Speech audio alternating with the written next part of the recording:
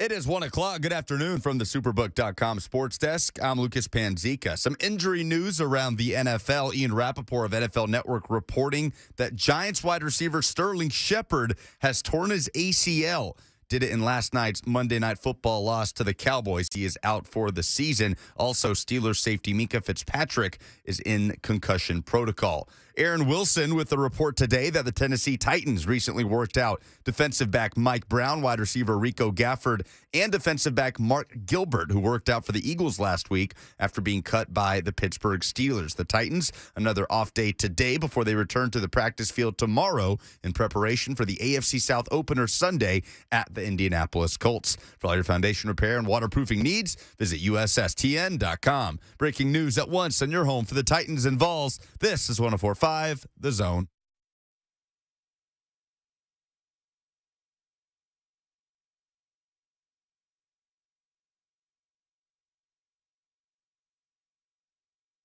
Blaine and Mickey 104.5 The Zone. What's up, everybody? Happy Tuesday. Woo! Lucas, have you come down from your high, from your trip to Knoxville yet? I mean, look at you smiling. I mean, just everything worked out. Game day and it was crazy at the end, but Billy Napier can't do math, and just great things happen for you. How are you feeling? I'm good. I'm feeling good. Yesterday, I was still sore, like physically. I felt like Whoa. Sore? Were you playing in the game? I felt like I was looking for a Panzica. Where were you? What in the world? I was in the stands. I was up there. I was pretty up there. But when game day in Knoxville feels like a full body workout with the amount of hills that you're traversing and running around, and it's a long day. I'm telling you, I felt like I was in the gym for 12 hours on Monday. No, I understand exactly what you're talking about, because now that I'm not in athletic shape, I'm walking around, campuses. I'm like, oh man, that was hilly, man. I'm kind of tired, like tired, I want to sit down and relax for a little bit. So, and I'm sure on that, especially with park and everything else, game day and everything, I completely understand. But the way you said it, though, I'm sore, man. Yeah, I'm sore, man. That was a rough game yesterday. And a physical football game. A lot of reps in the fourth quarter. And most of the time, the student body and the fans stand up, though, don't they, during the game, too? Oh, yeah, standing almost the entire game. So that would get me, though. I can't stand for the whole entire game. That's tough for me, man. I had to take a break. I'll sacrifice not seeing to sit down for a little bit, to recharge and re-energize. That's when you know you're not a young buck. Oh, no, when you're young, you just go stand for the whole game. Yeah. Not think twice about it. Well, I've stood on the sidelines for a long time, too. So. When I wasn't playing, so yeah, definitely that. Were you able to go sit at all during the game? Would you let yourself do that, or was your mind up and you're racing and going back and forth? Oh, you talking about an actual game? Yeah. Oh, like no. Offense has the ball. Would you go sit for a minute? I went and sat down. I went and sat down and watched it on the big board, on the video screen, just like everybody else. Yeah, I would relax, get off my feet, and sit down. Yeah, I was running to that bench. Man, I exhausted every little ounce of energy that Hitman got, man. Every single play. I just didn't know. I did not stand around once the game starts, all the jitters and anxiety goes away. Okay. So none of that goes, at least for me, I would say most. So I'm just sitting down. Now, if I wasn't playing and I'm standing there and I know I'm not going to be a participant or a casual participant like my rookie year, playing on just special teams, I stood a lot of that time, though, most of that time. And I very rarely sat down on a bench. If I did, I was getting up, moving so the starters can come sit down, make sure I can learn what the coaches are talking about, because I don't know when my opportunity is going to present itself. And I want to know the adjustments like they know it. And if I get in the game, I already know the adjustments. Standing, bloop, I never played. They ain't gonna never put me out there. I'm going to play like I've been sitting out there playing the whole entire time. So, I never sat there. But, yeah, during the play, oh, man, people got numerous pictures of me sitting on the bench every time the defense was out. There was never a time I was standing up walking around. Only time I stood up and walked around when they say, third down, when the offense third down. I got to get up and try my butt down and then get ready to do the punt. I got to get ready. And then when they say, oh, they got first down, I walk my butt right back to the bench and go sit. I'm like, man, shoot, woo, I'm so glad they got that. I don't think I was recovered yet. When your stomach and your chest is still moving, like, hey, man, they got to get this first down. Yeah, I used to be over there like, oh, please get that first down. I need just 3 more plays.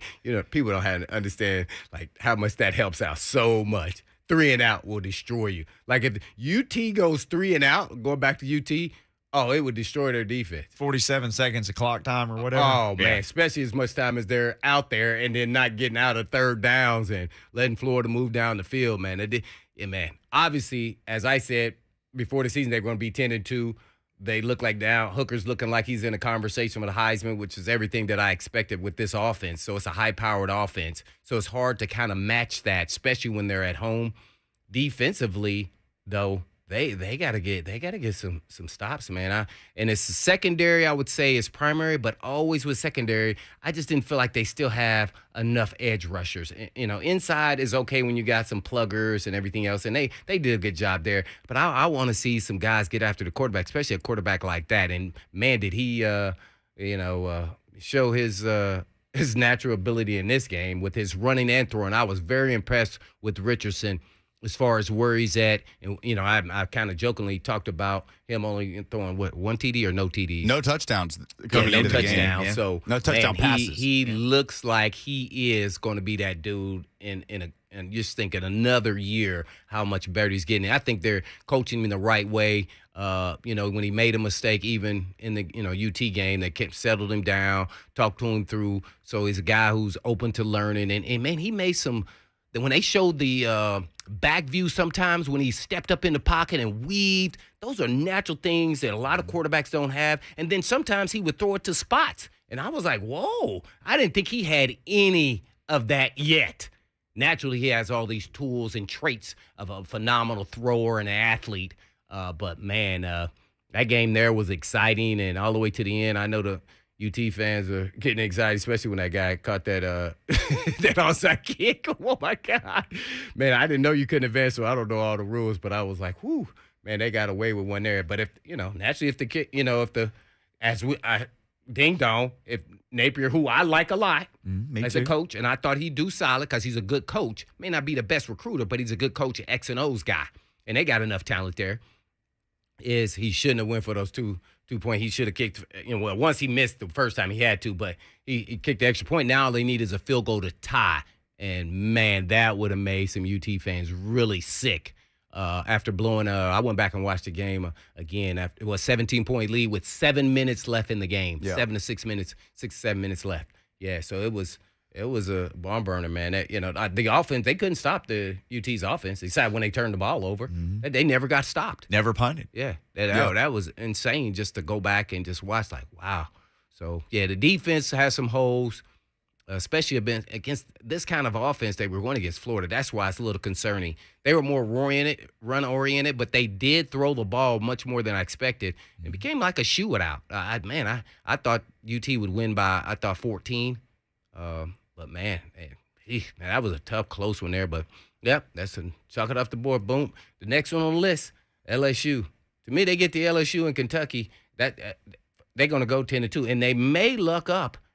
And when I say luck up, they get the right breaks. They may beat one of the Alabama or Georgia. They may. They may exceed that. I know that makes Lucas sickening over there. He looked like he just ate a bad burger or something. He's not entertaining that. Not thinking it. No. I have not entertained that. Here's what I want to tell all the UT fans. That anxiety you have, that is no longer existing with this team and Hypo and his staff and this group. And I get it. But don't bring that into this situation with him being here a year and a half.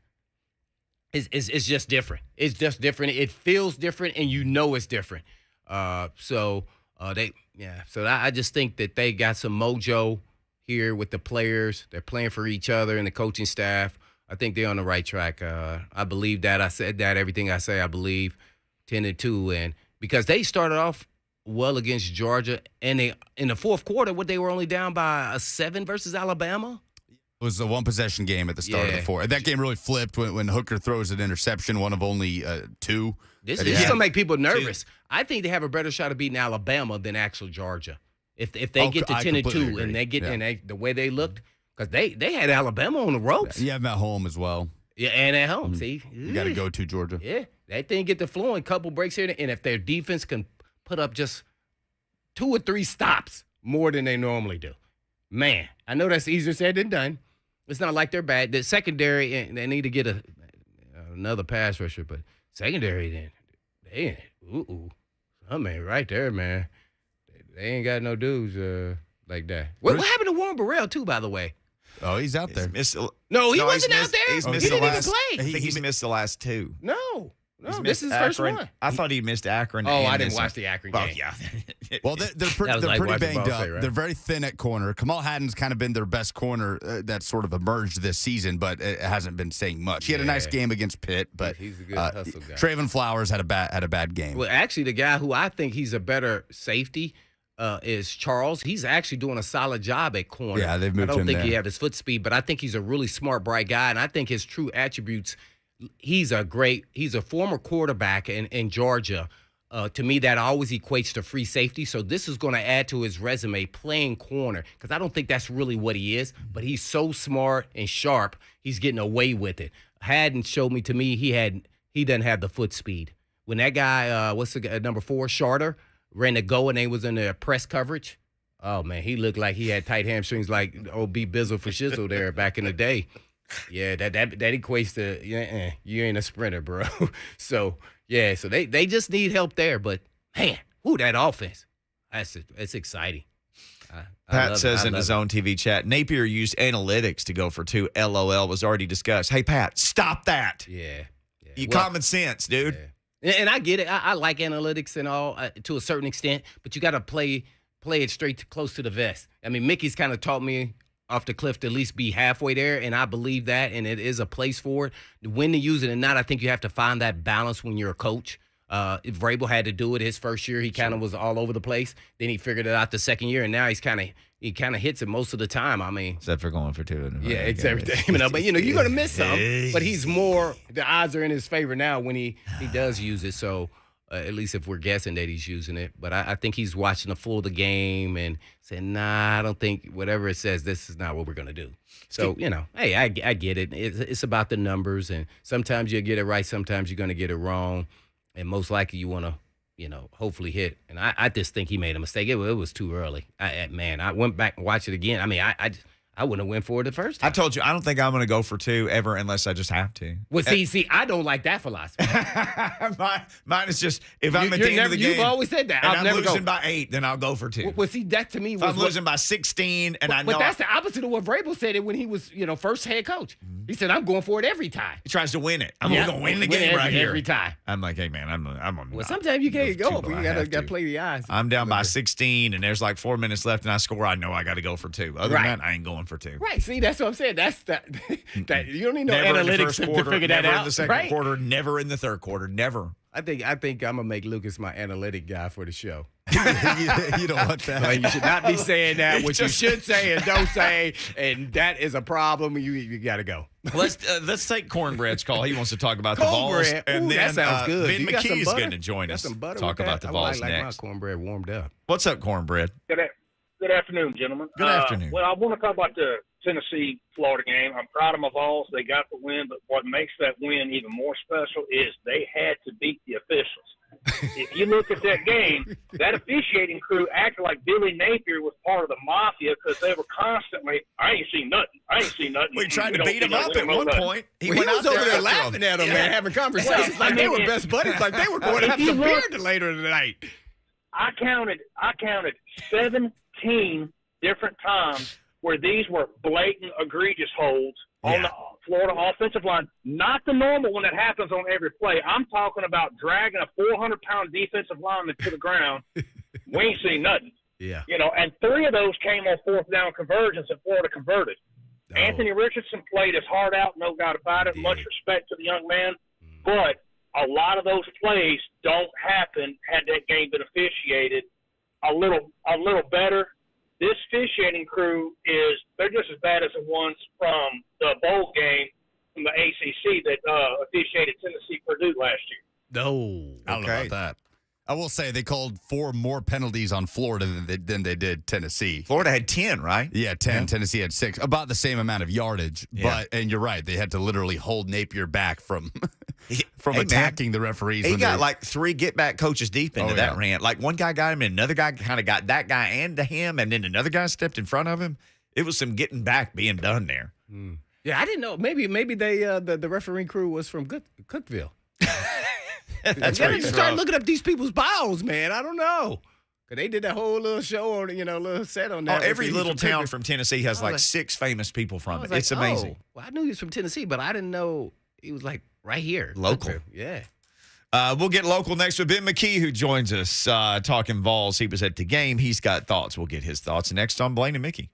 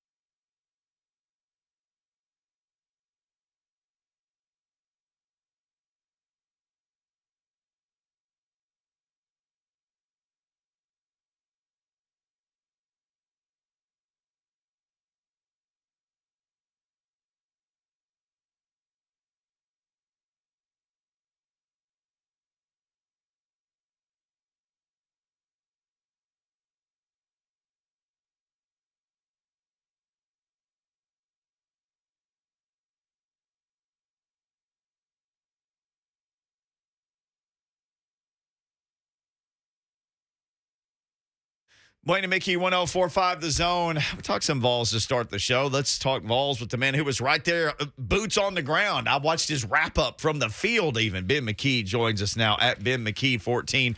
Go Vols 247 now is where he hangs his hat. Ben, how in the world are you doing, man? What a fantastic Saturday that was for a whole lot of people who've been looking for something to cheer about and be happy about for a long time. Yes, that is spot on. Hope you all are doing well. Thanks for having me. And Saturday was a pretty fun afternoon on Rocky Top, and I think folks are still partying down along the river and in downtown Knoxville and on campus. So it's probably a good thing that Tennessee has a bye week this week. That's right. Get their senses back about them. It's crazy to me that people nationally or even outside, just it seems like a small circle. It's like everybody realized within the last, few hours, like, oh, Hendon Hooker's really, really, really, really, really good. Maybe we should mention him for things like the Heisman. Why did it take people so long to pick up on this guy? I think it's partly Hendon's fault, and I mean that in somewhat of a good way, just because he's kind of a late bloomer in college. Didn't really do a ton at Virginia Tech, and he didn't even win the starting job last season at Tennessee, and lost the job to Joe Milton. And we all know the story on Joe Milton and what people think about Joe Milton. Now, I think Joe Milton had a really good offseason and is a better quarterback. Don't know that he's going to be able to prove that this year, and that's a separate conversation. But the book on Joe Milton by fans and media outside of Knoxville is that he's going to overthrow receivers by 20, 30, 40 yards every time he drops back to throw the ball. And Hendon lost the starting quarterback job to that guy.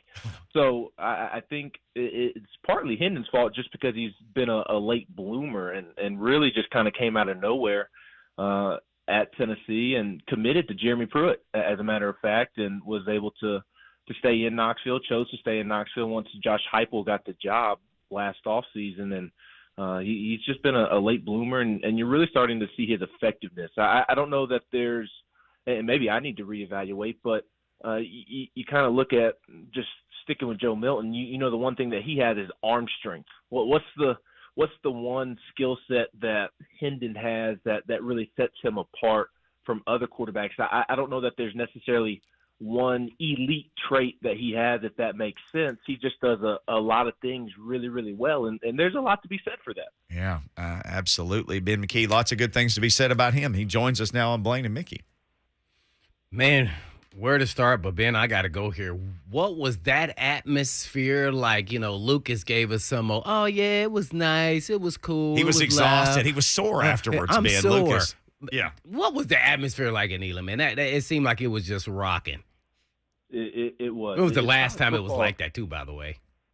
The last time it was like that, I'd say the last time Tennessee beat Florida in 2016 when they checkered Neyland Stadium. I was in the student section for that game, so I had a better feel for the environment, whereas the press box in Neyland Stadium is closed, so you don't get as good of a feel for the atmosphere. But I was down on the field for the final 5 minutes, and granted, that was the part of the game where also Tennessee fans felt like Tennessee was going to be Tennessee again and just invent a new way to lose to Florida. So it was a little tense down there on the sideline. But the atmosphere all last week, really, the excitement, the energy, college game day in town, the Vol walk was incredible, and then the noise throughout the game was incredible as well. I mean, that's college football at its best. And because the football team hasn't had the success that it should. Uh-oh. Did you get sniped? Or is that my Looks headphone? like he's still – base. oh, there he is. Oh. And the atmosphere is elite as well. And unfortunately, results on the football field have led to people forgetting that. There was a reporter after the game that asked kind of about Rocky Top being back or whatnot. And he was somebody who came to cover Tennessee in the midst of the Jeremy Pruitt era and never really experienced Tennessee in the 90s and the early 2000s and the other big games since then. And Josh Heupel cut him off and said that, no, that's what Rocky Top is, that it hasn't always been that way, but Saturday is what Rocky Top is. And I thought that was the quote of the day because I thought it summarized it really well. It was an electric environment and college football at its best. Yeah, no doubt about it. You see the players playing for each other, playing for their coaches. So, man, what did this win mean to just the program beating Florida? Get that monkey I off think your it was back, right?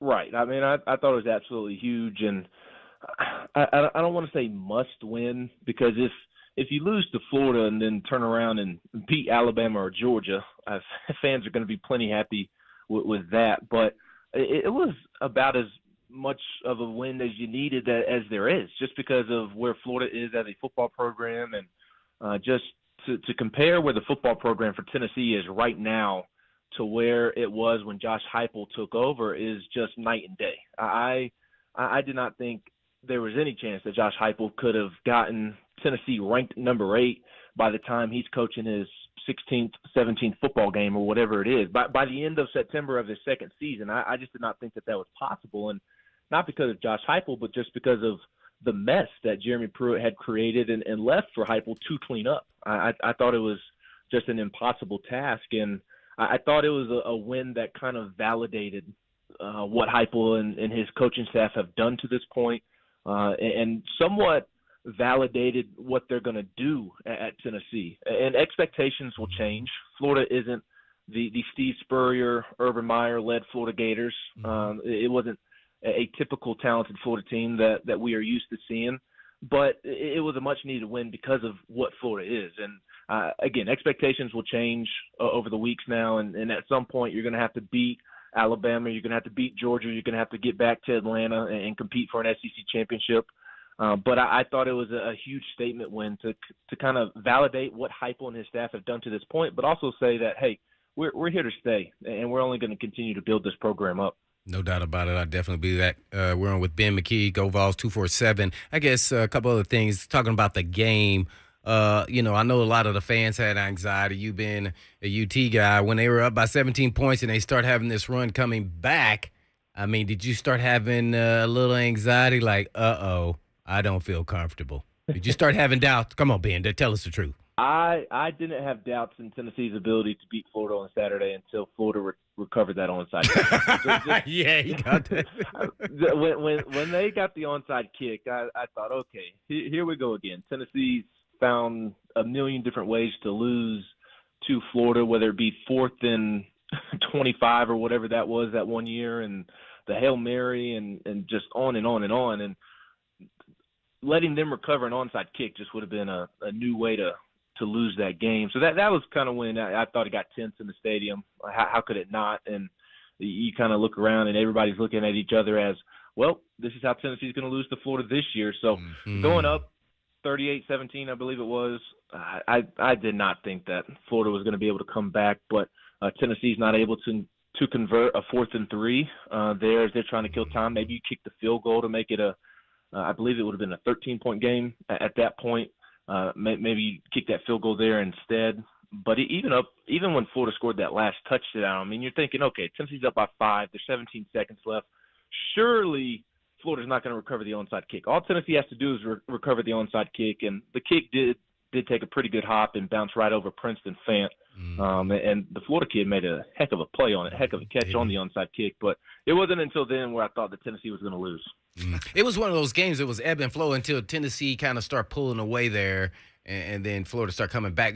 Was there ever a point where you thought it was a turning point where this is UT's game? Like, even though Florida made a run for it at the end, was there a significant play or time that you thought, right here, we've taken control of this game? I don't know about taking control of the game because I thought there were two turning points. One is Tennessee's taking control of this game, and that was when Omari Thomas forced the fumble at the beginning of the fourth quarter. Florida was in the red zone about to score, and I believe tie the game or make it a 3-point game. They were going to cut it back to a 1-score game, and they had swapped scores that entire third quarter, and the difference in the third quarter was it was a drive that finished at the beginning of the fourth when Omari Thomas forced that fumble. That was what felt like the game-changing play. Like, okay, Tennessee's got firm grasp of this game, and they're going to go on and win by a couple of touchdowns.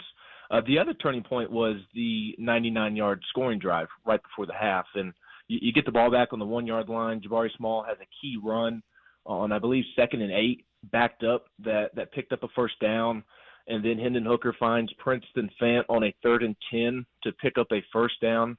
And Hendon made a great play, sidestepping pressure right in his face and throwing it to where only Fant could catch it and pick up the first down. And then he throws the 43-yard bomb to Ramel Keaton, in which Keaton made just absolutely one heck of a catch on. So wow. I thought that 99-yard scoring drive, because you score right there going into half to take a 3-point lead going into half, and then you scored to start the second half as well. That was a big 14-point swing. And obviously the game wasn't over at that point, but that was a huge difference in the game. And then I thought the play that kind of felt like Tennessee was going to run away with it was after Omari Thomas forced that fumble on Anthony Richardson. There you have it. Ben McKee, GoVols247.com. Ben, what a day for Ramel Keaton, and not just for making maybe the greatest catch a bunch of us have ever seen, but just for stepping up when it was his time to step up. Yes, and Tennessee needed it at the worst time because of Cedric Tillman being out. And Keaton is one that I've somewhat overlooked the last couple of seasons. He came in as a big four-star prospect out of Georgia and made some nice catches as a freshman in 2019, I believe, and just hasn't really done a lot since. But he's impressed, not at a starter level like a Brew McCoy, Jalen Hyatt, or Cedric Tillman, but if one of those guys have needed to come off for whatever reason, he stepped in and made plays. He's done so, or did so, leading up to the Florida game, and he only had 3 catches, but all of his catches came at very important times. He obviously had the long catch that was incredible, 43 yards, full extension, but he also had a catch on, I believe it was a 2nd and 9 or 2nd and 7 that picked up a first down, and then he had another catch on a different 3rd down that also picked up a first down. So only 3 catches, but he caught all 3 of his targets, and all of the catches came at very important times. So it was a really neat story to see Ramel Keaton step up when Tennessee needed him to, because you knew Brew McCoy was going to have a good game and Jalen Hyatt as well with Tillman being out. But in order to beat teams like Florida, to beat SEC teams, you need more than 2 guys. And so you were kind of wondering who's going to be the 3rd guy to step up and help Hendon Hooker beat Florida, because although Hendon practically did put the team on his back, he obviously needed some guys to step up and make some plays around him, and Ramel Keaton certainly did that. Ben McKee, our guest. How worried are you about the secondary? That seems like a huge point of discussion this week. Yes, and it should be. It's a huge concern. I think it is a big flaw of this football team, quite frankly, and I don't know that there's really a mid-season solution, because there's just not a lot of bodies back there. And it kind of goes back to what I was saying earlier about me not thinking that there's any chance that Heupel could be where he is this early in year 2. And it's because of a lack of depth and a lack of talent. And I think the secondary just really highlights that. You've got 2 veteran safeties back there that just kind of are what they are at this point and don't really have any options to turn to. You have true freshmen that just got to Tennessee, and if Tennessee football was rocking and rolling the way that it should, I mean, they're probably guys that redshirt without a doubt, and now you may have to force them into action just to see if they can provide anything. And it's not just at safety, it's at corner too. Tennessee's probably worse off at corner. I really do like Kamal Hadden. I think he's had a nice season so far, had the game-winning interception on Saturday against Florida. And I like Tamarion McDonald at star as well at the nickel position. I think he's had a pretty good season through 4 games as well. But that corner spot opposite of Kamal Hadden is a huge concern, absolute huge concern. Christian Charles seems like he has a ton of potential, just kind of young. He's just a true sophomore, and he was a high school quarterback, played safety last year, so really this is his first time getting his feet wet at corner, and you can see that when he's running around down on the field. Warren Burrell just kind of is what he is at this point, and he's banged up right now. The one possible bright side is that D. Williams, a JUCO signee that they brought in over the offseason, he has not been able to play so far this year because of injury. Maybe he's a guy that can step in and calm the waters alongside Kamal Hadden if he can get back healthy and kind of be like a mid-season trade acquisition. That would be huge, because I do think right now the secondary is a huge concern going forward. Ben McKee, our guest at Ben McKee 14 on Twitter. Go Vols 247. Follow him there. Ben, well, you kind of touched on it earlier today when we first started talking to you, when we first had you on. But man, I'm not surprised. I predicted they'd go 10-2. But are you surprised, or you think the fans are surprised that they are ranked this high and has done so well at this point in time?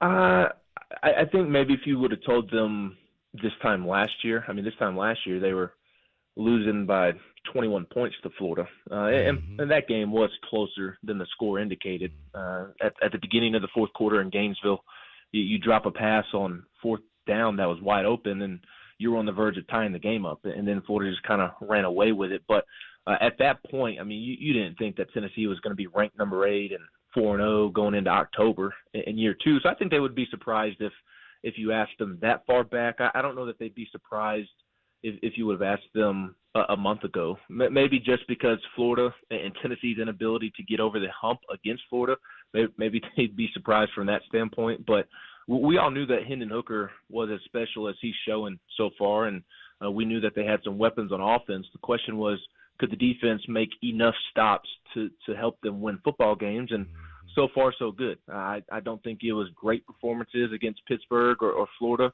but in each of those games, the defense has stepped up and made plays and played bend but don't break defense when they needed to, and that's been able to coincide with an offense that's really clicking right now. And will they go 10-2? We'll see. You obviously have to essentially win outside of Alabama and Georgia, and that's obviously easier said than done. LSU will be a difficult task just because it's on the road, although the noon start, 11 a.m. local time, will certainly help. But again, that's still a talented LSU team on the road. And then also you have a tough Kentucky team coming to town later on in October. So it's certainly easier said than done. But now that you've got two of the big 50-50 games out of the way, and they're both W's in Pitt and Florida, it's hard not to think that this team has a great chance of going 9-3 or 10-2. No doubt about it. One more question. Where would you rank Heupel as an offensive mind in today's college football? You got to put him up there with the best of them. His best receiver and arguably the best receiver in the country doesn't play against Florida, and it's like it didn't even matter.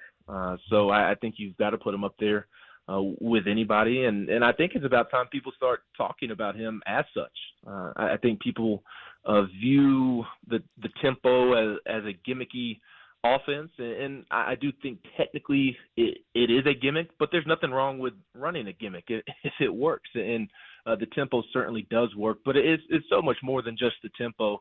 The way that he has designed this offense with the receiver splits and how far they are set up wide on the perimeter really puts a defense in a bind to where they have to commit to the receivers on the perimeter, or are they going to stack the box? And then Hendon Hooker is smart enough, and the coaches are smart enough to, okay, well, if they're going to load the box, we're just going to throw it out to the perimeter and let our receivers make plays. And if they're going to commit to the receivers on the perimeter, then we're just going to run the ball and run it down your throat. So, and it is so much more than it being just that simplistic. So I think Josh Heupel is one of the best offensive minds in college football, and I think it's time that many outside of Knoxville start viewing him as such.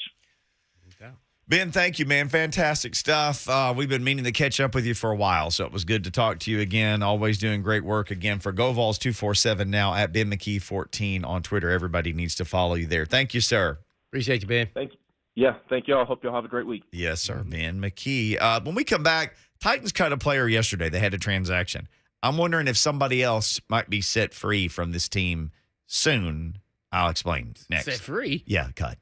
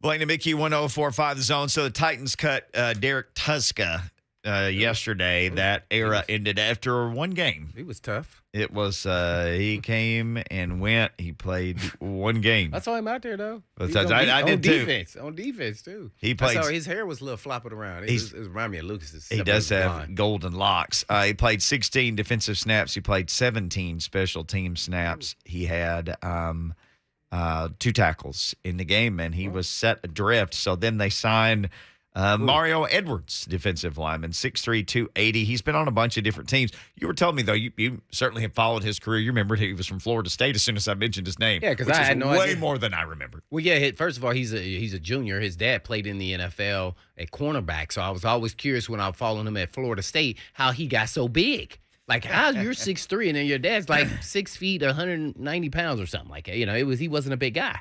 He might not even been that. So, but this guy was potentially a first-round pick, and he kind of had I think he might have had an ankle injury or something, if I can recall, because I was following him. Who else was on their team? Why was I following Florida State? Was Jalen Ramsey there then? Somebody was there. What year are you saying? 2015. No, Ramsey was the 2013 season, was the national championship Well, I was year. following him, and I've really paid attention to him. That long ago? Yeah, Yep. because he was like 4 years at the Jags. The last time Jimbo had a quarterback. So I was following for some reason. So I really followed, Wowzers. especially a guy, a former NFL guy's kid. So he came out after 3 years, and then he thought he was first round pick. He went second round because he kind of underachieved a little bit his senior year or his last year there. And I'm just why he's not working out. I don't know. He's kind of that tweener guy. He's kind of like a poor man's Jarrell Casey, if I want to say his skill set.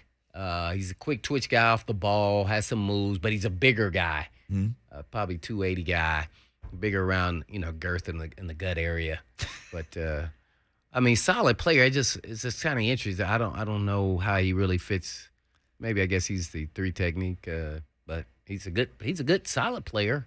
So they're gonna kick the tires. Braves said they're gonna kick the tires on good players. So they're about to see if you got it. If not, you got to go. Is Mitchell still here? I'm nervous for him that he gonna get cut. The cornerback. Oh, yeah, he has me. Well, they don't do that until 3 o'clock. So you think he may be another one game and done? By the way, they signed this dude off of Jacksonville's practice squad. That's where they got him. Oh, right. See, he was on the practice squad. Was on Jacksonville's practice. He used to start. Yeah, I'd be asking a bunch of questions like, okay, how they doing it? Tell me everything. I mean, Mitchell had a tough day, but I feel like he still got something, I mean, he got here Wednesday. He started ahead of a first-round pick from last year. Yeah. Now, if they would have lost, then he might have been already. The door may have hit him already, but yeah. But he's got a little something. That was a tough situation there, man. I don't know if anybody would have done great at that unless you Hall of Fame type dude. Oh, you got picked up and now you on the street. Well, he was at practice squad somewhere, but man, it's tough. Here's who I wonder if he will be next. Josh Gordon. He's played 24 snaps on offense. He played 1 snap on special teams. I don't remember when it was. It was at Buffalo. I asked Greg Bryan. He goes, he played 1 special team snap at Buffalo, but I don't know where. We looked it up on a chart. He played 1. So he's played 25 snaps. I might have saw he might have been a gunner. Maybe he was. Because I saw him run down and flash on the screen. I said, oh, man, he about to make a tackle. And then he went the other way. He has no tackles. Yeah. He's had 1 target on offense. He's been elevated from the practice squad twice. You can only get elevated 3 times. He went from 18 snaps on offense the first game he played to 6. He played 6 snaps on offense and none on special teams. And he's the last receiver. He's number 5. I mean, number 5 needs to be able to play like 17 snaps on special teams to go with his 6. Well, for me, my expectations were very low. Yep, me too. I said when they signed him. So I don't know what that means. We still haven't seen if he's got any juice still left. I mean, is he got vertical threat? Can he run some routes? I mean, so everything that I saw in the Chiefs, when he was with the Chiefs, 5 for 32 yards and 1 touchdown. He had less stats than Des Fitzpatrick did here. Yeah, so I mean, I would just throw Dez out there then. Somebody knows your system, but nobody's lining up now and going, oh, there goes Josh Gordon. That's over. That's been over for about 5 years. Gosh. Yeah, so yeah. I'm not sure if he can help him. I'm hoping he can, but man, the history here with the veteran receivers is just not good. I know that has nothing to do with him, but his previous team kind of tell you a little bit about him. I was hoping we got to see more. And this offense is kind of one of those offenses too where Tannehill, they don't throw as much as most teams, so the opportunities are far in between, so I'm getting a lot of opportunity. Had he had any targets? One. I don't even target. remember the one. Yeah, I don't remember that either. But He's got one. You can only elevate it. It was unlimited during COVID. You could bring people up and down every week. You get 3 elevations now, and then you either got to stay up or you got to go. Yeah, So he's only got one more of those. He only got one target. That means he leaning toward got to go. Yeah. Yeah, so that's unfortunate, but it's going hard, to find some receivers that are proven in this league at this point in time. That somebody gets cut, I was watching the Giants and Cowboys, and I'm still, not that I think he's a great player or anything. I'm just like, why did they sign Galladay to all that money? 4 years, $72 million. I know it's a different staff, but dude, if I'm up top and I'm the owner, hey man, put him out there. I am writing $20 million checks to this cat, and I know y'all don't want to cut him because we got to get our signing bonus out of him. But play him, please. Yeah. He got to play more than some 15 plays now. I didn't say don't to him. I said play him. So obviously they're not in favor of this receiver for whatever reason. Could be his performance. I'm assuming it's that because guy doesn't seem like he's a bad guy or anything like that. So, yeah, maybe we're waiting for them to drop him. I don't know. I remember, I think he was with the Cowboys, right? Was he with the Cowboys initially? Is that when he got his contract? A couple years? I remember his name, so he was always on TV. So I'm assuming it was the Cowboys. So he got to play the Cowboys a little bit last night. But Cowboys got a nice win. Adoree Jackson looks like, I know he got beat for that one touchdown, but he looks like exactly what we thought he would be as a cornerback.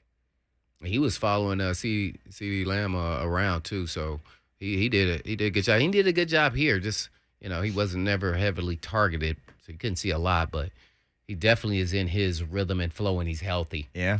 He looked pretty good. And, for a guy that's a small guy and competing against these taller receivers, too. So he's got he's quick twitch, athletic, small guy, 5'10" guy, if you want to call him small. Galladay was with the Lions. You had the silver and the blue. I was close. Yeah, that's right. Yeah, he was a good player there. He was a good player. He had 2,000-yard seasons. 2,000-yard season. That's right. I'm like, why y'all don't want to play him? And y'all signed him to 4 years, $72 million. He's in his second year. Titans waiting for him to cut him. I'd be waiting. I would bring him in. I may just say, man, you get the minimum. We go see what you got. Hey, man, you a big target. I don't know about it. Is he fast? He's a route runner. I just know he used to catch, a big target like that was catching touchdowns, and he could run. So, he could help us out. I don't know. We shall see where we go. They definitely not going to cut him. They just teasing everybody. Yeah.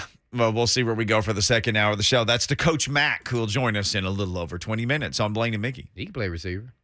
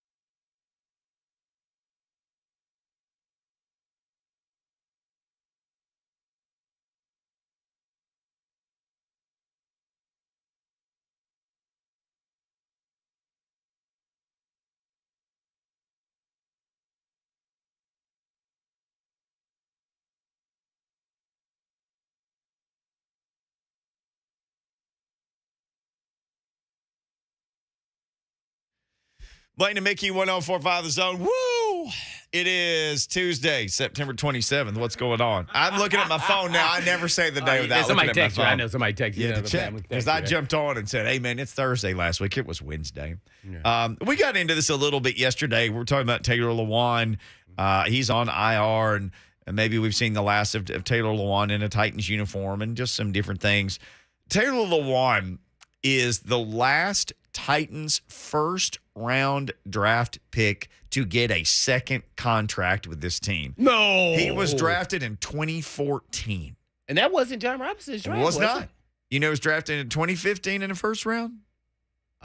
Conklin? No, the young man from Hawaii. Marcus Mariota, the young gentleman from Hawaii. Dang, Lucas, you're not supposed to let me make that mistake. Lucas, listen, this was not also this administration. He was the last pick of the previous administration. I could have sworn Conklin was a 15 pick, too. Marcus Mariota so I was a good is the last first-round Titans draft pick to even get his fifth-year option picked up. Nobody since him. Okay, name the under John Robinson or just going from? No, this is just it's all under John Robinson starting after that. So he didn't draft Marcus; he inherited him. Conklin, no. Fifth-year option. The next year, Corey and Adoree. Remember, they picked up Adoree's and then cut him anyway. Corey Davis. So they picked up Adoree's, Corey Davis and Adoree Jackson. They didn't pick up Corey's. They did pick up Adoree's. It was the last year in the old CBA that would allow you to pick up somebody's option, but still cut them loose. And they did that. And they changed that, and you can't do that now. Can't do that anymore, but you could. They were like the last people to do it. They're like, well, you can still do that. Nobody had done that at all. And they were the only ones doing it. Okay, next, Rashawn Evans. Speaking of that, last night when they were talking about Adoree Jackson, they said him and Vrabel did not get along. Yeah. I was like, what, bro? That's the first I heard of that.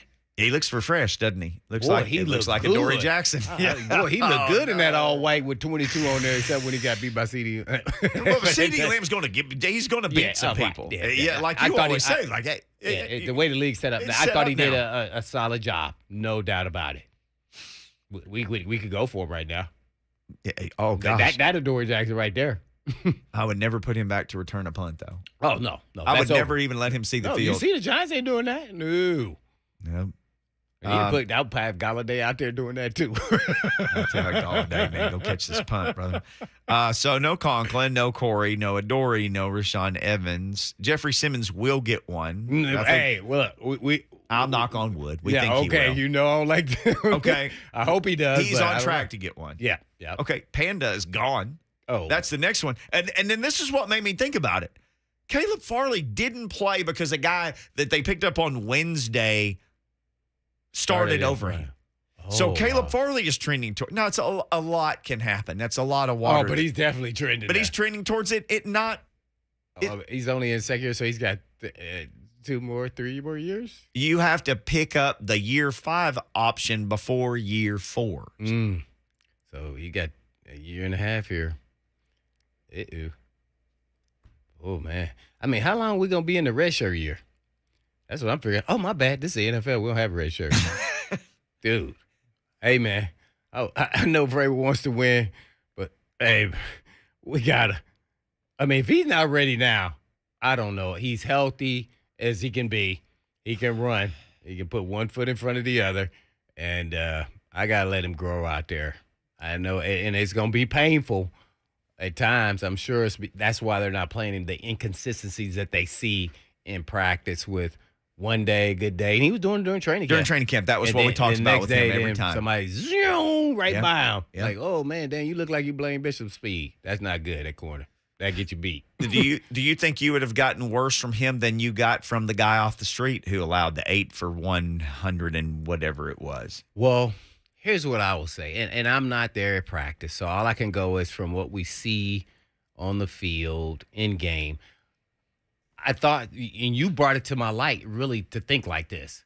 Unbeknown to you. Noted football mind. Right. Right. Now tell me what I did. You know, right? The Hollins guy you talked about and you raved about, and you said he is 6'4". Mm-hmm. How tall is Farley and how tall is Mitchell? I would have went with the taller guy just for that matchup purposes. And to see, and if it doesn't work out, now I can push the other guy back out there and then kind of pull him, take him back in and out, kind of what you did with the Bills game to get him some rest, to kind of regroup, make sure he stays on the right track if it gets off a little bit, gets a little too hyped, settle him down. And I probably would have went that route first. But they were at a point where they were really upset at him, obviously, and didn't think he could do it. I don't know what his practice week and preparation, but I would think after a game with the Bills, he came back more focused in the meeting room and hopefully practiced better. But I'm not there, so I can't even tell you that. So obviously they made that decision based off of something besides the game. So I might have leaned that way just because of what you said of the matchup and see if a taller corner would have been a better fit for him. Most tall receivers, unless you're on the elite level at the pro game, aren't great route runners. So they use their size and length to beat most 5'11" DBs. And that's basically what he did, a jump ball right there off the rim and for the touchdown at the end. And he had no shot. And he was just like, dang, you get be athletic, ain't nothing you can really do. Right. But when it was 4th and 15, now that is where I have a problem with him getting beat on that, being a veteran player. I looked, he played like 7 years?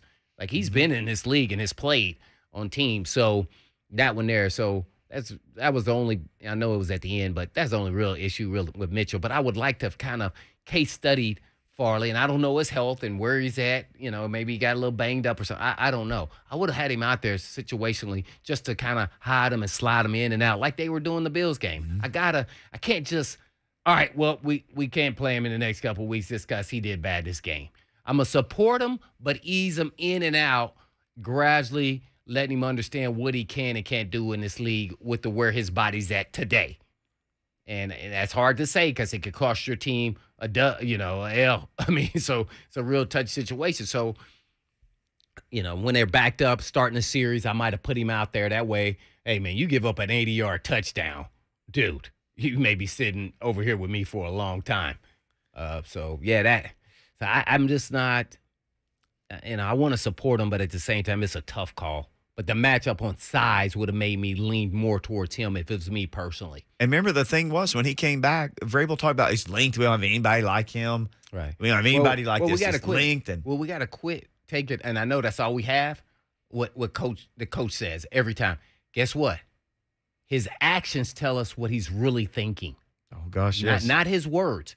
Words are, most of these coaches, they don't want to sit down. And, just think they're meeting with us every day. Like, dude, what I'm going to tell y'all different than I told y'all the other day? Come on, man. So, he gets a little irritated. So I'm waiting for a player to get in there and get irritated and do just like he does. Why can't they do it then? He doing it. We can be irritated. I don't want to be here talking to you every day. Derrick Henry, his way of not talking. Yeah, I don't want to be here.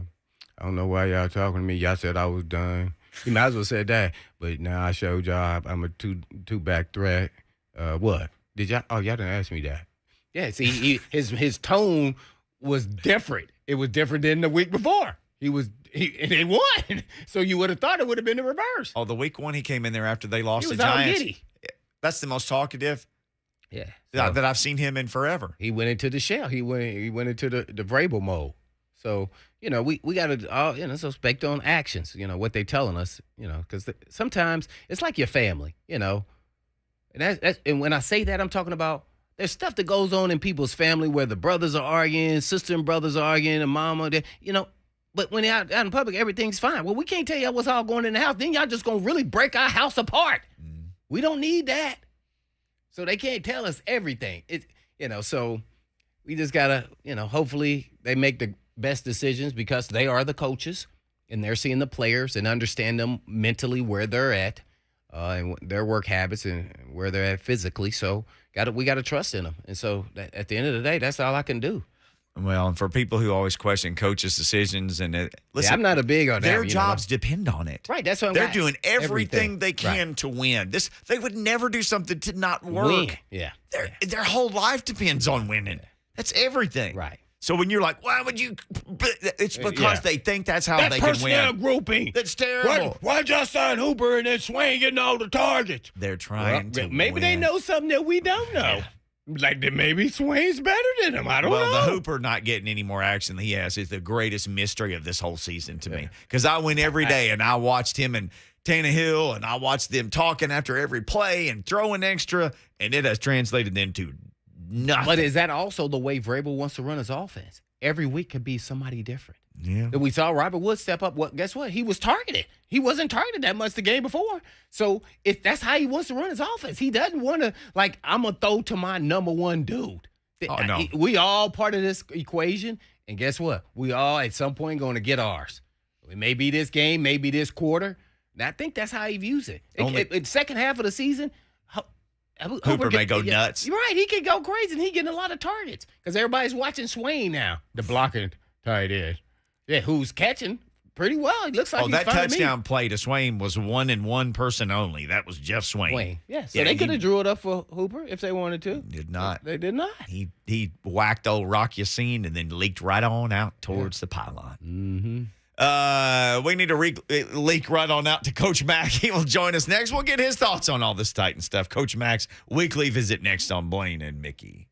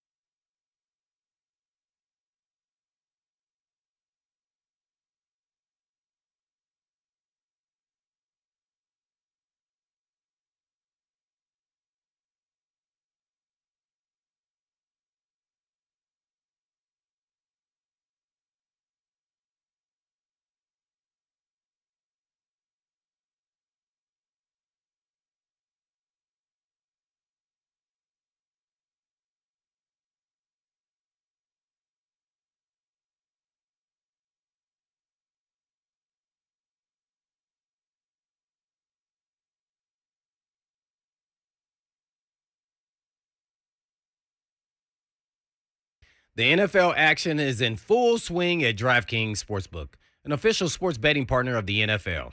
We're talking touchdowns, big plays, and even bigger wins. New customers can bet just $5 on any NFL team to win and get $200 in free bets if they do. If that's not enough, everyone can boost their winnings with DraftKings stepped-up same-game parlays. And right now, for every leg you add, you can boost your winnings up to 100%. Without payouts bigger than ever, why bet on football anywhere else? So download the DraftKings Sportsbook app and use code WGFX to get $200 in free bets if your team wins when you place a $5 bet on any football game. That's code WGFX only at DraftKings Sportsbook. Must be 21 or older and present in Tennessee to bet. Bonus issued as free bets. One boost per eligible game. Opt-in required. Parlay and wagering restrictions apply. Eligibility and terms at DraftKings.com/football terms. And if you or someone you know has a gambling problem and wants help, call or text the Tennessee Red Line at 1-800-889-9789.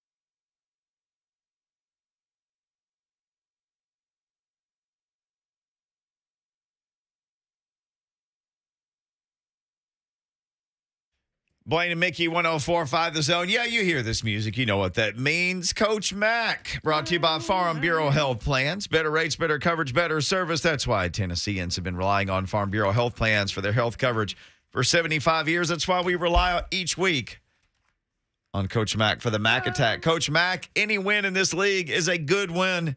Victory Monday, and the Titans got to celebrate that. We'll turn our attention to the Colts coming up, but I know it was exciting calling a win, and sure looked exciting for the players to get that first win of the season.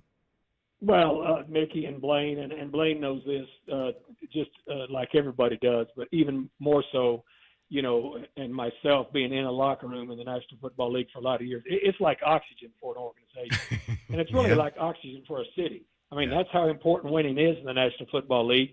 And look, this football team this year, especially with the number of significant people that we already have out, it's going to be a find-a-way team. They just got to find a way every weekend to be able to win, and that's what they did this weekend. But it's a great feeling. I mean, really seriously think about it. You know, for the whole state of Tennessee, this is a pretty nice weekend. You know, everybody went to work feeling pretty good after the weekend that we experienced both in Knoxville and here in Nashville. So that being said, and you said you're already on to Indy, so am I. That's what I'm doing right now. Yes, I'm sir. up here at the facility watching tape on Indy, and here we go. Because you know whether you saw the games, if you just watch games, you know throughout the season, you'll see some teams just like Buffalo was supposed to be the most unbeatable team in the history of Earth, and they get beat. So you just every week find a way to win. Yeah, this league, I know fans love to get schedules and go, oh, this team's not good.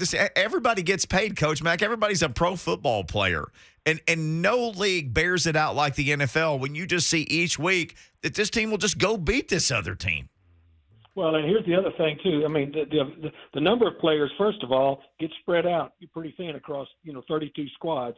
And so when you get your frontline people hurt, the people that you bring in, they're not going to be like the ones you had on the front line, or they would have been on the front line either for you or for somebody else. And so that's where you start looking at once injuries start to mount up across the league, and nobody cares about injuries unless it affects your team.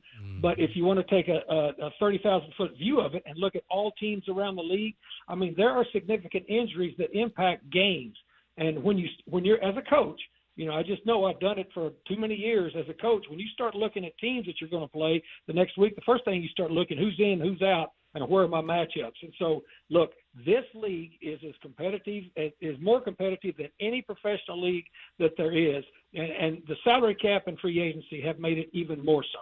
It sure is fun to watch and talk about, and we love talking about it with Coach Mack every Tuesday in this time slot.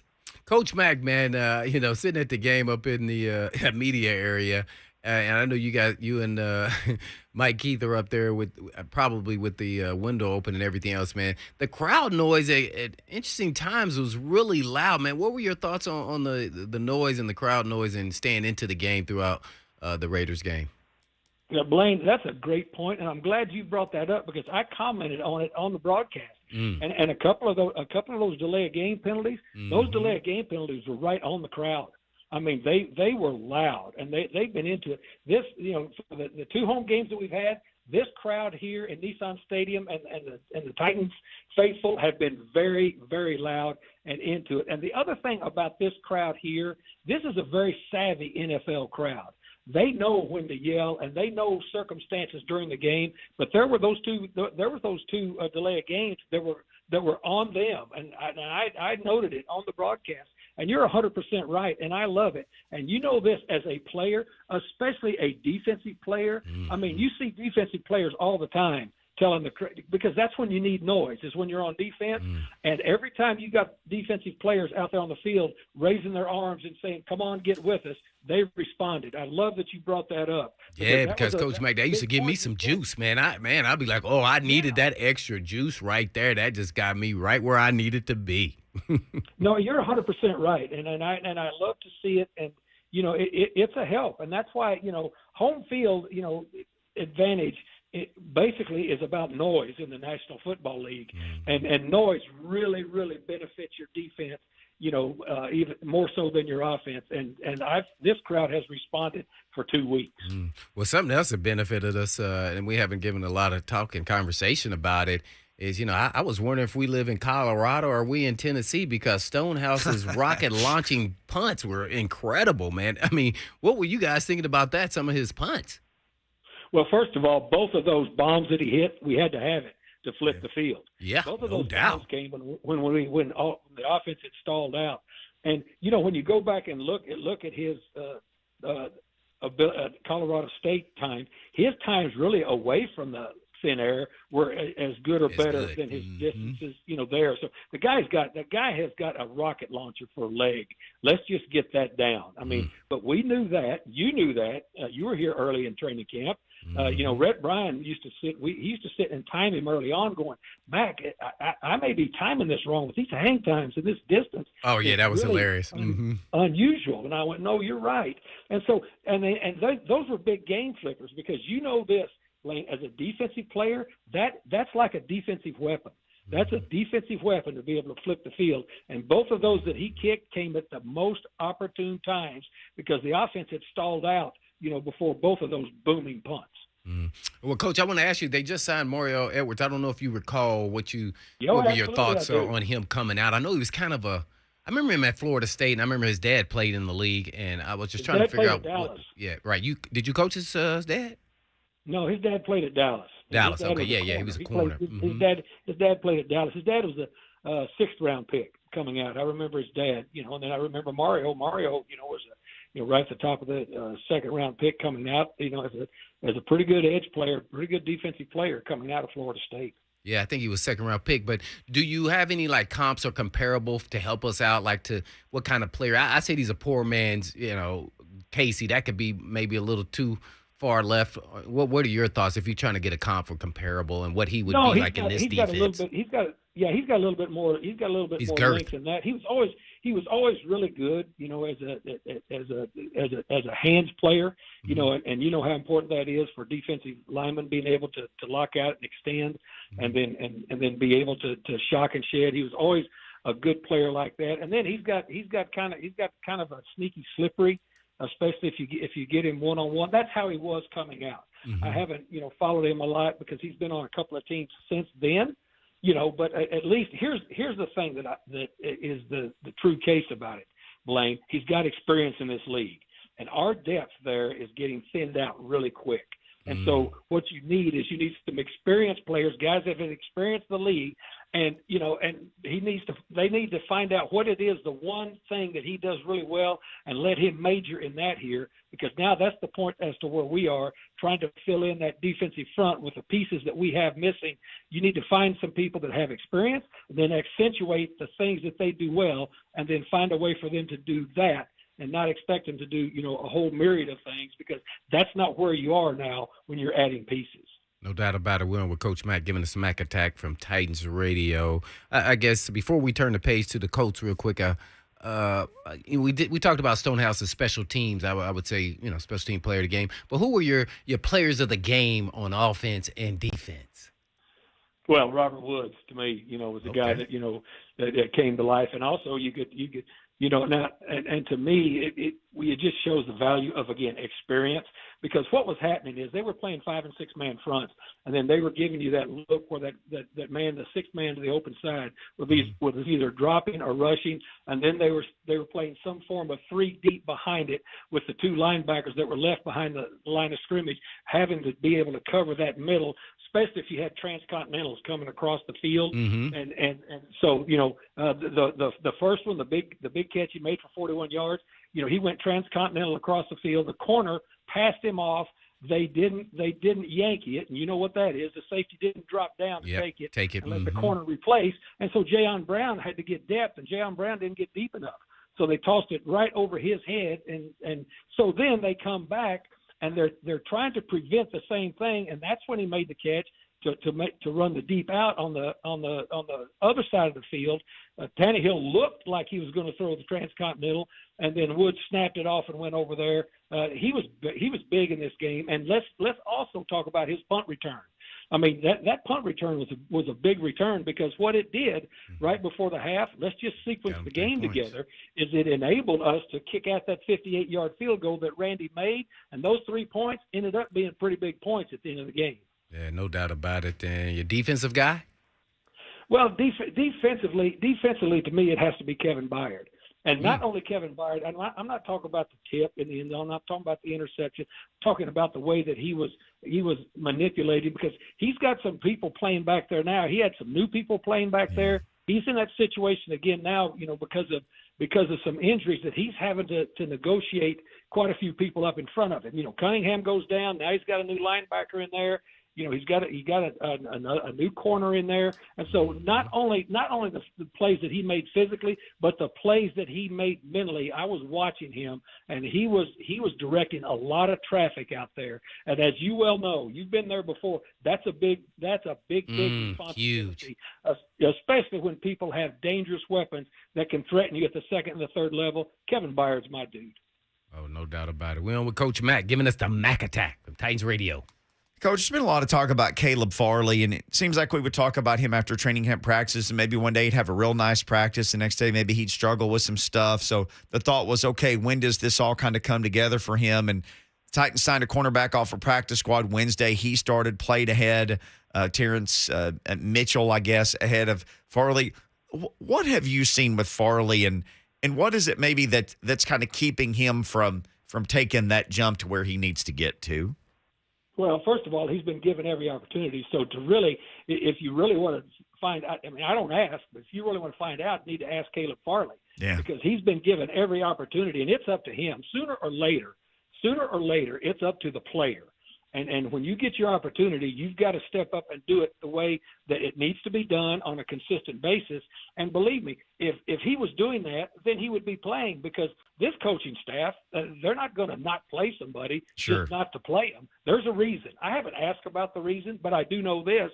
You go back to training camp, he's been given a lot of opportunities. So to me, it's kind of time for Caleb Farley to step up and make their decision real easy that they want to play him. So whatever it is that's restricting him, I'm sure he's had many conversations with the coaches. He needs to do it, though. You can talk all you want about what you need to do, but you have to do it. It's a have to do it league, especially in the secondary in this league, because you are so exposed. You have to approach every snap with confidence, and you have to approach every snap with, if it doesn't go my way, I'm going to come back even more confident the next time. Whatever it is, I feel 100% that they've told him about it and have explained it to him. Now it's up to him to do it. That's my opinion. Well said, Coach.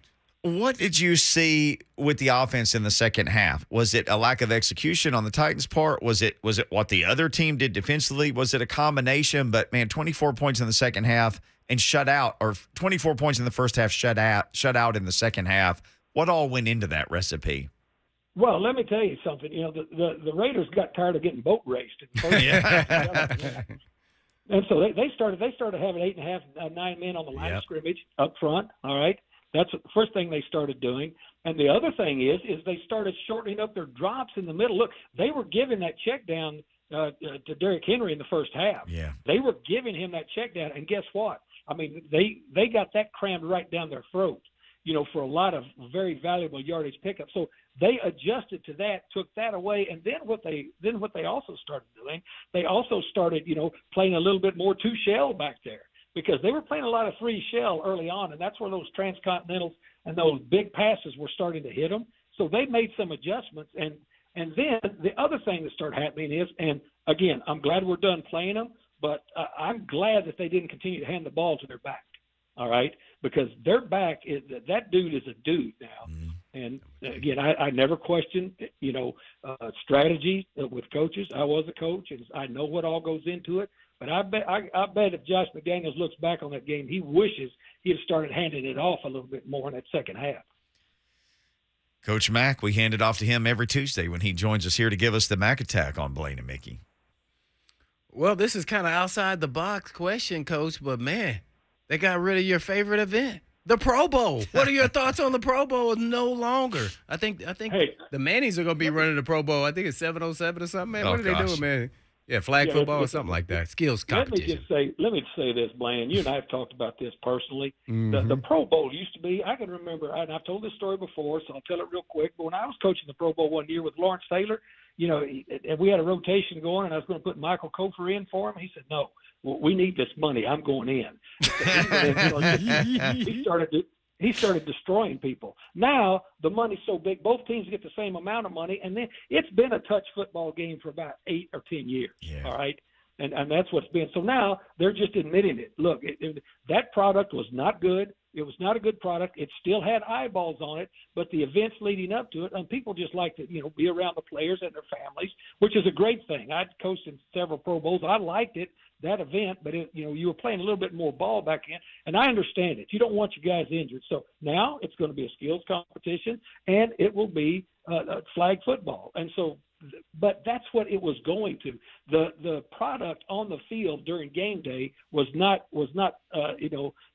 nobody really liked it. The fans didn't like it. The players didn't like it. Nobody really liked it. The NFL didn't like it, so they did something about it.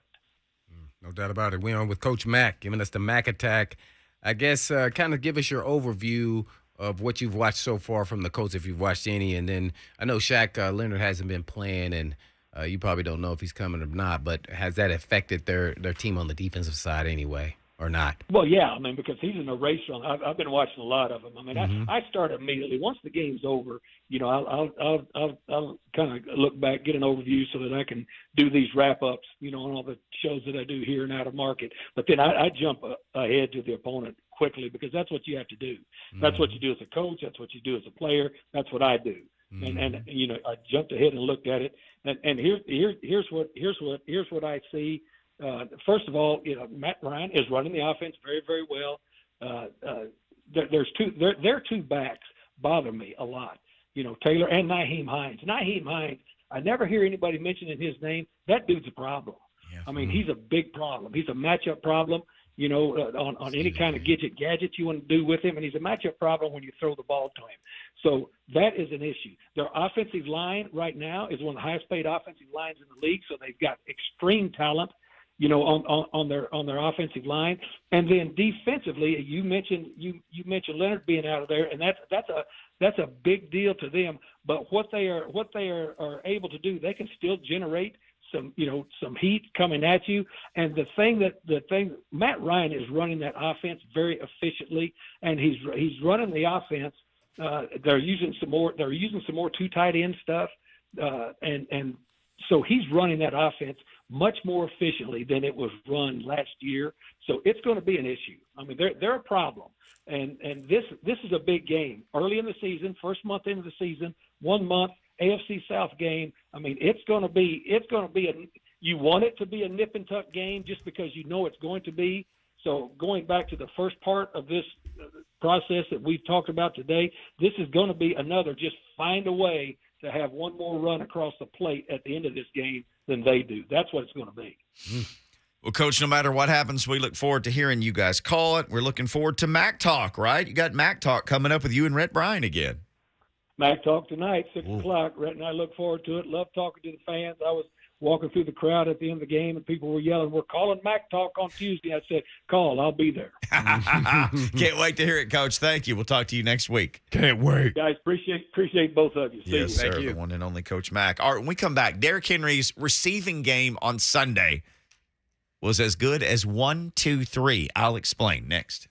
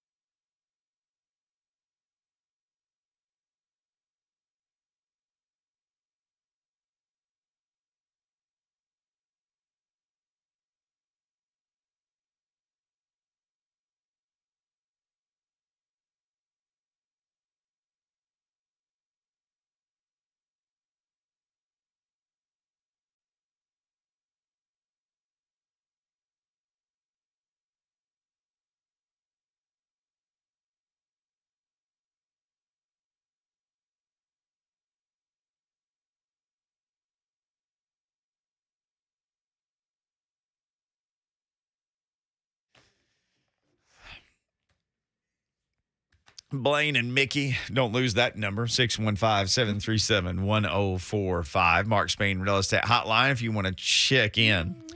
Derrick Henry checked into the passing game for the Titans. Coach Mack was talking about that. They were given in the flat, so they took it, or as my son would say, they taked it. Here you go, 1, 2, 3 with Derrick Henry. His 6 targets for Derrick Henry. He's been at this a minute. Tied for the most ever he's ever gotten in a game. So tied for first place, matching what he did last season against Seattle in that game. 6 targets, ties the most targets he's ever had in a game receiving. 5 catches for Derrick Henry is the second most ever catches behind that game in Seattle. He caught all 6 targets last year. They needed everything that everybody did to win that game.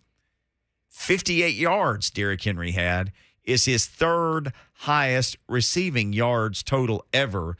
He had 75 versus Cleveland in 2019. I don't remember that. Oh, I do. You Yeah, do? It was a screen pass. Okay. He ran right up the sideline. 66-yard screen pass for a How long? touchdown. 66 yards. Yeah, it was like at the beginning of the game, wasn't it? Or no, second quarter maybe? It was early. Yeah, it was in that season. I remember. knew It was you in would- Cleveland, wasn't it? Well, 64, 66, something like that. Yeah. Oh, yeah. Okay, then the other one, and maybe you guys remember this, he had 66 yards versus the Jags in I remember that. 2017. That was there was some longer catch in that game for him, right? That was a screen pass. Yeah, it was the Marcus Mariota stiff arm game, and before Derrick Henry broke out as a runner, but he had that one. I remember that big touchdown. There you go. Okay.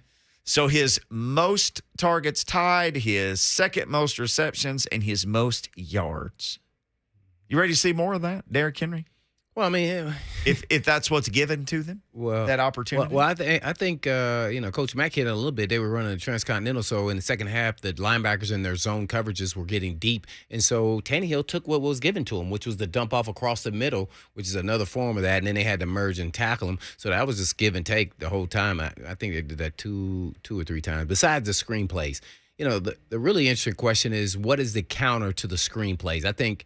There's going to be various times Henry gets to, be the dump down guy, whether it's in the flat or across the middle, and set up, like a curl route and let the defense get you. But what's the counter to the screen plays? We can't, miss that he's not impacting the passing game as a route runner. These are planned plays. Absolutely. Mostly, except for the dump down. So, I just think, what do we do from there? I just think that's who he is, and then maybe he's going to go some games where he doesn't catch, screen passes because people play for that. Man, there's certain keys and reads to those screen that you can definitely find in the film when you're watching them when they set up. So I don't know. Maybe you do something like what the Raiders are doing. Maybe that's the counter to it, where they would throw a screen and then the other guy throw it to the other side, and then throw it to a guy, then he throws it back to the quarterback. Then he does. What in the world? Yeah, I've never seen so much of that in a NFL game, really, to be honest, especially in one game. But the screen is something that you periodically, to me, you want to get it to your playmaker and make somebody miss, and then he can get vertical. Because the best thing about him is he wants to go north and south. So the sooner you get him the ball, the better. If you're talking about in the passing game, I was interested. I know last year he got injured and everything, but I wanted to see him start impacting the passing game as a wide receiver threat. Mm-hmm. And I don't know if he'll ever be that. But, just to be, people take him seriously, out there, because once he gets the ball, it's over. So you just got to make sure, I'm talking about like running routes, a 7 route, curl route, to the dig route, the out route, not a quick out, but like a 12-yard out, So you get the ball in your hands and get some zone and see what you can do. Because most of those secondary guys don't want to tackle him. They don't want no parts of they don't even want to lasso his legs. They don't want that. That hurts. I mean, that, hey, man, his knee could accidentally hit me in the head. So they don't want any of that. So it's all about that. So, yeah, it was great, but I just don't know how much they're going to continue to implement that. Most of the times, just think about this, guys. This is why those numbers are significant that you bring up. He's not out there on third down. Most of the time, he's not out there on third down. This is for all those people who think he should have been the highest paid. That's why he wasn't. It's because he's not on the field on third down. So, all right, Lucas is telling me this before we sign off. He wants to give something away. Lucas's prize closet is open. It has Preds tickets. Hockey is back. Smashville, are you ready? If you're caller number 5 now, you can win tickets to opening night at Bridgestone, which will be amazing. Preds hosting Dallas October 13. which is coming up soon. Don't miss out on the 5 home games scheduled during the month of October. Season and single game tickets available at NashvillePredators.com/tickets. Caller 5 right now, 615-737-1045. We will start to flip the page because I know we're about to hear our Eagles music playing. We'll start flipping our page towards the Colts. A couple of amazing things that have just stood out so far, just only stats on paper. Matt Ryan has been sacked 12 times and fumbled 7. Yeah, I told you the Jaguars got him 6 times. Oh, you said the Jaguars still hit. I think they hit him again right and they now. came back and did the same thing to Herbert. I try to tell y'all, this Jaguar team is not the Jaguars. So when you say Jaguars, you better give them that respect. This team is different. They better wake up and smell the coffee. So, yeah, I know that's going to be in a little bit. But right now, Matty Ice time. They got to get after him. So, Big Jeff and crew, let's go. Big Jeff got to melt that ice. We got to go, though. 3HL's coming up next. They'll keep you cool the rest of the day. Yeah, in the meantime. In between time, peace. Melt that ice.